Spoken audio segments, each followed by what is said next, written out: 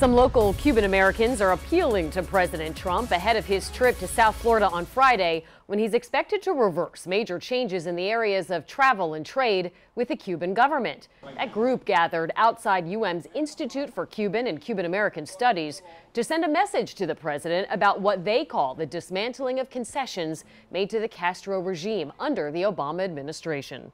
We will say that we welcome a Cuban policy that would be according to the law. And we will say that as long as there are murderers of Americans, terrorists living in Havana, Cuba should be put back on the list of countries that support terrorism. The group is also calling on the president to meet with the family of one of the men killed in the failed 1996 Brothers to the Rescue mission. At this point, however, it's unclear if today's shooting in Virginia will have any impact on the president's trip. And we're also getting more reaction to the expected policy changes from the island. Local 10's Hatzel Vela is the only South Florida reporter living and working in Havana, and here is his exclusive report.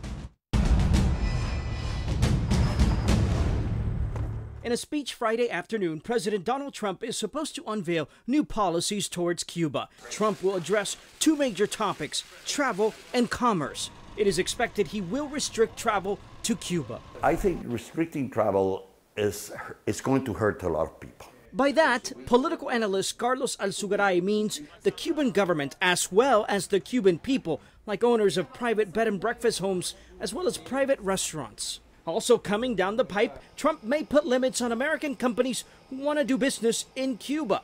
It has been reported they will not be allowed to do business with Cuban military-run companies, which pretty much runs a huge chunk of the tourism industry on the island.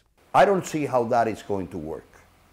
On the other hand, who knows? Maybe at some point in time the Cuban government decides to take those enterprises out of the armed forces and put it as just another government enterprise. The Cuban government hasn't said much when it comes to the changes that President Trump could make in the coming days, but we have seen high-ranking Cuban officials retweet typically positive stories on U.S. Cuba relations.